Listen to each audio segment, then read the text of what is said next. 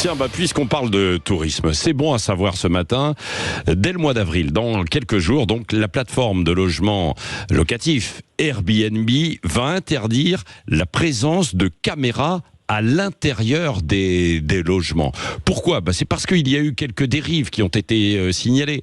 Il y avait des petits malins qui mettaient des caméras, alors de surveillance soi-disant bien sûr, mais du côté des douches et des salles de bain. Évidemment, il y a eu des alertes. Nous sommes avec une avocate expert en droit immobilier, Lorraine Derry. Bonjour. Oui, bonjour. Bonjour. Alors, d'un point de vue juridique, est-ce que des caméras en intérieur, ça pose un véritable problème quand on loue son appartement comme ça, donc pour Airbnb ? Bien, écoutez, oui, parce que en réalité, le droit, en France, par principe, on interdit strictement la captation d'images au sein des logements sans le consentement des locataires.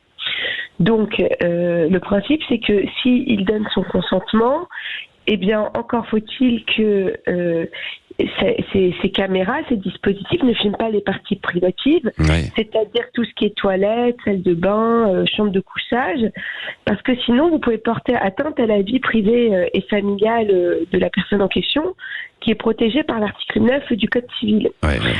Donc c'est strictement évidemment interdit, sauf si on a l'accord de la personne. Jusqu'à présent, c'était dans les contrats Airbnb ou pas qu'il pouvait y avoir quand même des caméras où ce n'était pas stipulé ?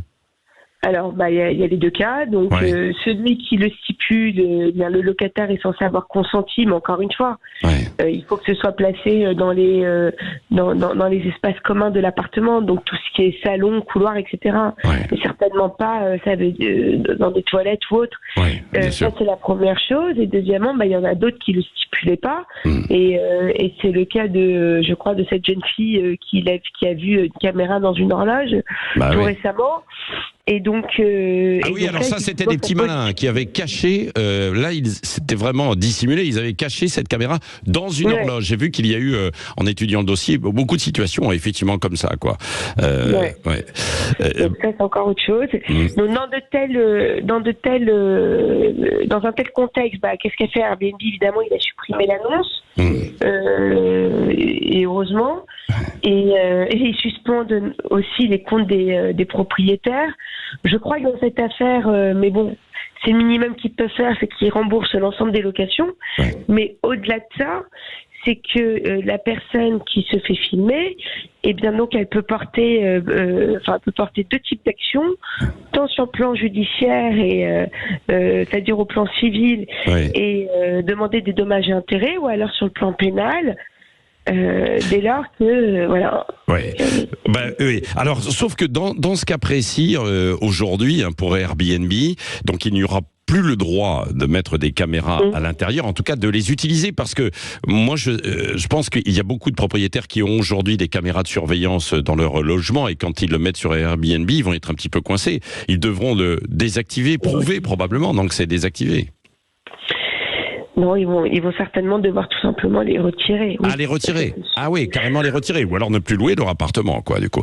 En revanche, ce qui est prévu, c'est que il pourra toujours y avoir des caméras à l'extérieur. C'est ça. Je pense par exemple aux maisons ou à l'extérieur même des appartements. Oui, mais à condition de ne pas qu'elle ne donne pas sur un vis-à-vis, c'est-à-dire encore une fois tout ce qui est fenêtre, chambre, salle de bain, ou qu'elle filme pas des espaces de détente extérieure comme une piscine. Mais ça va changer probablement beaucoup de choses pour certains qui avaient tendance à équiper leurs appartements ou leurs maisons de caméras et qui voulaient louer en Airbnb. Merci beaucoup, Lorraine Derry, avocate. Avec plaisir. Merci, avocate. À bientôt. À bientôt, avocate experte en droit immobilier. C'est à partir de début avril. Donc si vous louez du Airbnb, que vous soyez locataire ou que vous alliez occuper un logement, regardez s'il y a des caméras. Il est 6h56.